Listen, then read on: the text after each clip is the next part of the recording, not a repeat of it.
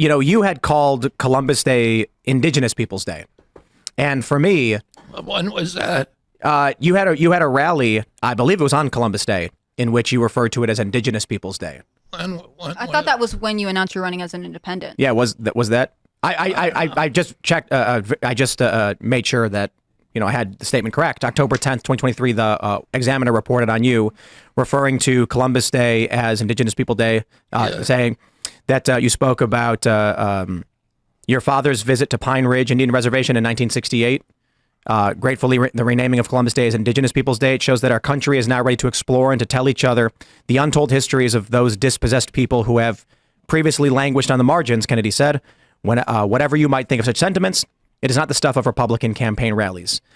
I'm not a fan of the Confederacy by any means, but tearing down the statues unilaterally through activist efforts was terrifying. They not only did they tear down the statues through violent force without any kind of democratic process or legislative process, they tore down statues of Hans Christian Heg, who was a Union soldier fighting against slavery, wasn't even an American, didn't own slaves, and they tore down Frederick Douglass, who was a former slave, who's amazing and fought against slavery. When I see things like this, it's particularly worrying to me because erasing our history doesn't do anything but make us repeat it. It dooms us.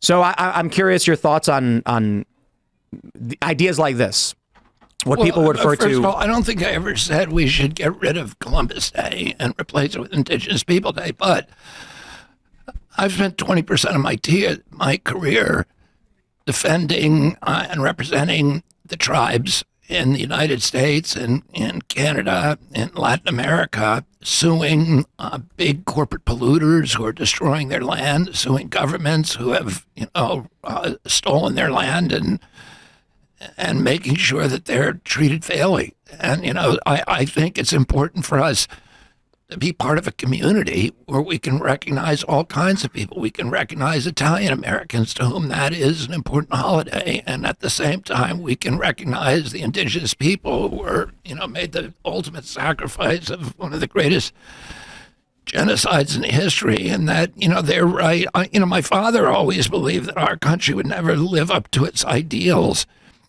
if we didn't make some kind of amends, meaningful amends to the, to the group that was exterminated in order for us to settle in this country. And I think it's a good aspiration for every American. I don't think it should be a left wing or right wing. I agree with you about the statues. I don't think it's a healthy thing or any culture to erase its history. So would you condemn Charlottesville melting down the Robert E. Lee statue? They gave it to the African American History Museum, and then got those horrifying photos. I have a visceral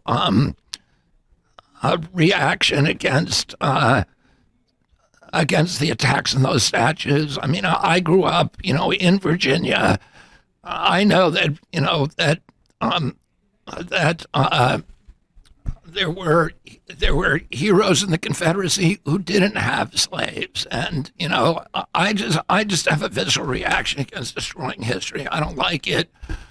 I think we should celebrate who we are, and that we should celebrate the good qualities of everybody. If we want to find people who are completely virtuous on every issue throughout history, we would erase all of history. And values change throughout history, and we need to be able to be sophisticated enough to live with, our ancestors who didn't agree with us on everything and who did things that are now, regarded as immoral or